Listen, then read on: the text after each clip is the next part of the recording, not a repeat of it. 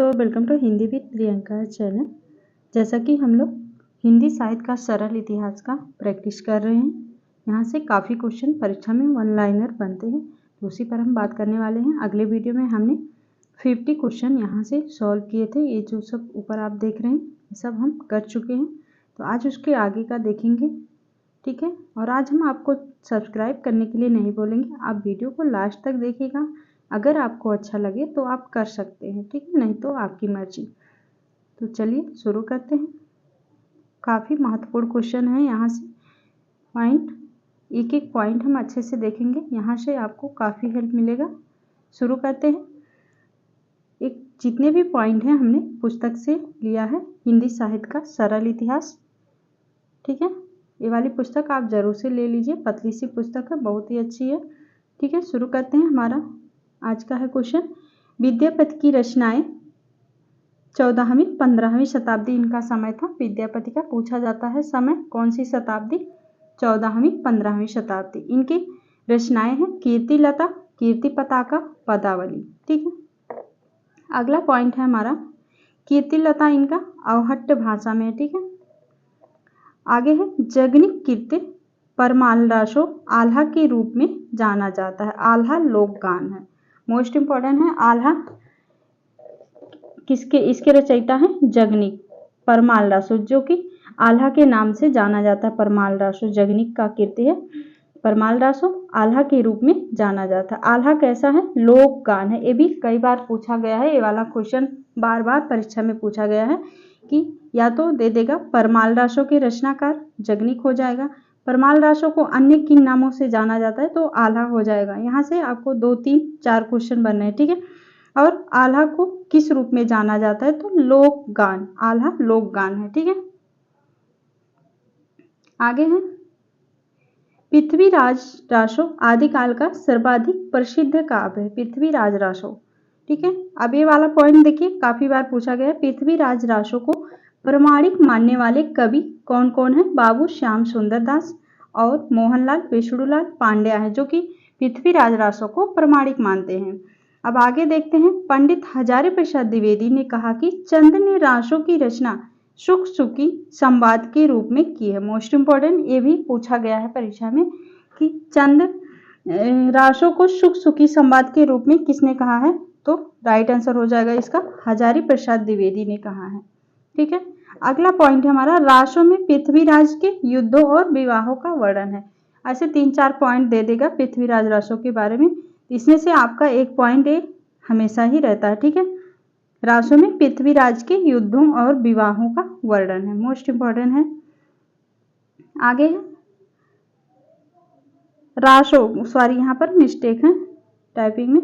रासो का अंगी रस कौन सा है, वीर रस ही माना जाता है, ठीक है। वीर और श्रृंगार रस में है रासो, लेकिन इसका जो अंगी रस है वह वीर रस ही माना गया, ठीक है। रासो में नायिका का नक्शिक वर्णन क्या क्या है देख लें। रासो में नायिका का नक्शिक वर्णन, युद्ध ऋतुओं 60 ऋतुओं का सुंदर वर्णन और छप्पे उनका अपना छंद है। मोस्ट इंपॉर्टेंट पूछा गया ये वाला कि छप्पे उनका अपना छंद है। आगे है, ये भी मोस्ट इंपॉर्टेंट है, कई बार पूछा गया है। विशल देव रासो के रचयिता कौन है, नरपति नाल है या संवत 1212 अर्थात 1155 ईस्वी में इसकी रचना हुई थी, ठीक है। आगे है मोतीलाल मेनारिया के अनुसार इसकी रचना 16वीं शताब्दी में हुई थी। किसका, विशल देव रासो की रचना मोतीलाल मेनारिया के अनुसार 16वीं शताब्दी में हुई थी। आगे चलते हैं। विशल देव रासो में शांक भरी नरेश विशल देव और भोज परमार की पुत्री राजमती के विवाह वियोग और पुनर्मिलन का वर्णन, ये भी पॉइंट में पूछा जाता है। जैसे विशल देव रासो के बारे में आपको 4 5 पॉइंट दे देगा, उसमें से आपको चुनना रहेगा, ठीक है। तो इसमें से एक ए हो जाएगा। क्या क्या वर्णन है, राजमती के विवाह वियोग और पुनर्मिलन का वर्णन मिलता है। आगे है अगला पॉइंट, विशल देव रासो प्रधानता श्रृंगारी काव्य है। मोस्ट इंपॉर्टेंट, विशल देव श्रृंगारी काव्य। और एक जो कि सबसे महत्वपूर्ण है कि विशल देव रासो में हिंदी काव्य में प्रयुक्त होने वाले 12 मासा वर्णन का वर्णन सबसे पहले मिलता है। मोस्ट इंपॉर्टेंट है, पूछा गया है वाला क्वेश्चन कि 12 मासा का वर्णन सबसे पहले कहाँ मिलता है? तो राइट आंसर हो जाएगा इसका बीसल देवरासो में। ठीक है, यहाँ पर अब हमारा वीर गाथा काल की कवि है जो महत्वपूर्ण था उसको लिए हैं। ठीक है, विद्यापति के बारे में देखेंगे। विद्यापति 14वीं शताब्दी। विद्यापति की रचनाएं कीर्तिलता, कीर्ति पताका एवं पदावली है। ठीक है, कीर्तिलता ऐतिहासिक महत्व का छोटा सा प्रबंध काव्य है। और विद्यापति ने कीर्तिलता को क्या कहा है? कहाड़ी कहा। मोस्ट इंपॉर्टेंट, ये भी पूछा गया कि विद्यापति ने कीर्तिलता को क्या कहा है, या फिर दे देगा विद्यापति ने कहाड़ी किस रचना, अपनी किस रचना को कहाड़ी कहा है? तो राइट आंसर हो जाएगा कीर्तिलता को विद्यापति ने कहाड़ी कहा है। आगे है कीर्तिलता को कवि ने अवहट्ट भाषा में रचा है। आगे हमने इस पर बात किया था कि कीर्तिलता की भाषा है अवहट्ट भाषा। पदावली विद्यापति के यश का आधार है। मोस्ट इंपॉर्टेंट पूछा जाता है कि विद्यापति के यश का आधार कौन सा रचना है? तो राइट आंसर हो जाएगा पदावली। आगे है अमीर खुसरो 14वीं शताब्दी। ठीक है, विद्यापति और अमीर खुसरो 14वीं शताब्दी। अब अमीर खुसरो के बारे में एक काफी महत्वपूर्ण एक पॉइंट है, इसको आप जरूर से देखिएगा, दोहा। ठीक है, अमीर खुसरो का एक दोहा बहुत प्रसिद्ध है जो ख्वाजा निजामुद्दीन चिश्ती के देहांत पर गाए थे अमीर खुसरो। देखते हैं, एक काफी बार पूछा गया और इसको आप नोट कर लीजिएगा, जरूर से पूछा जाएगा। कौन सा दोहा है? किसके पूछा गया है कि किसकी मृत्यु पर गाए थे, या फिर दे देगा किसने गाया है ये दोहा? तो राइट आंसर अमीर खुसरो ने किसके ऊपर गाया था? अपने गुरु निजामुद्दीन चिश्ती के बारे में गाया था। ख्वाजा निजामुद्दीन चिश्ती के देहांत पर गाया था। ठीक है, कौन सा दोहा है? गोरी शोवे सेज पर, मुख पर डारे केस, चल खुसरो घर आपने, रैन भई चहु देश। ठीक है, मोस्ट इंपॉर्टेंट है ये वाला, इसको आप जरूर से याद रखिएगा, ये हर परीक्षा में पूछा जाता है। ठीक है, अक्सर पूछा जाता है कि किसकी मृत्यु पर गाया था? तो अपने गुरु ख्वाजा निजामुद्दीन चिश्ती के मृत्यु पर गाया था। आगे है भक्ति काल। भक्ति काल का समय 1400 से 1700 ईस्वी। देखते हैं इसके बारे में। हिंदी भक्ति साहित्य की परंपरा महाराष्ट्र के संत नामदेव से मिलने लगती है। नामदेव का जन्म 1267 ईस्वी में हुआ था। भक्ति युग को हिंदी साहित्य का स्वर्ण युग कहा जाता है। मोस्ट इंपॉर्टेंट पूछा जाता है कि भक्ति युग में हिंदी साहित्य का स्वर्ण युग पूछा जाएगा कि स्वर्ण युग किस युग को कहा जाता है? तो भक्ति युग को। ठीक है, आगे पल्लव के शासक नरसिंह वर्मन ने कांची का राज सिंहेश्वर मंदिर बनवाया था। किसने बनवाया था? नरसिंह वर्मन ने।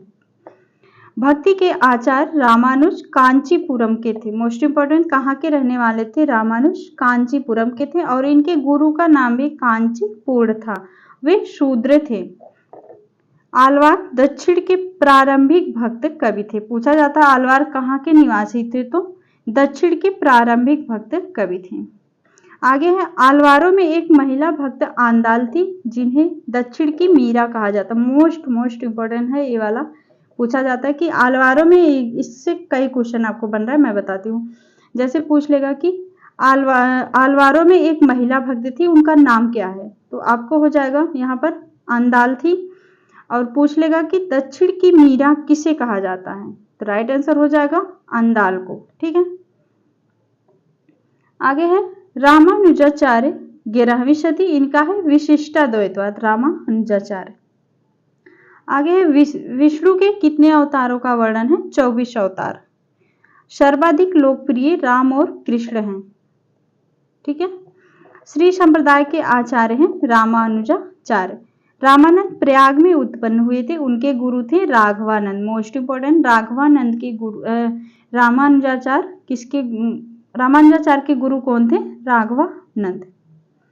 आगे है रामानंद के कितने शिष्य थे? 12। ये भी कई बार पूछा गया है, 12 शिष्यों के बारे में क्रम से भी लगाने के लिए पूछा जाता है। ठीक है, आगे ब्रह्म संप्रदाय के प्रवर्तक कौन थे? मध्वाचार्य। ब्रह्म संप्रदाय के प्रवर्तक मध्वाचार्य। मध्वाचार्य का जन्म गुजरात में हुआ था। रुद्र संप्रदाय के प्रवर्तक कौन है? विष्णु स्वामी। इस तरह के क्वेश्चन काफी पूछे जाते हैं, यहाँ से आपको कम से कम 5 से 10 क्वेश्चन तो मिलेंगे ही। ठीक है, राधा वल्लभी संप्रदाय के प्रवर्तक कौन है? हित हरिवंश का जन्म 1502 ईस्वी में मथुरा के बांदा गांव में हुआ था। आगे मुल्ला दाऊद 1379 हिंदी के प्रथम सूफी कवि थे। मोस्ट इंपॉर्टेंट पूछा गया है भी कि हिंदी के प्रथम सूफी कवि कौन है? मुल्ला दाऊद। इनका समय 1379।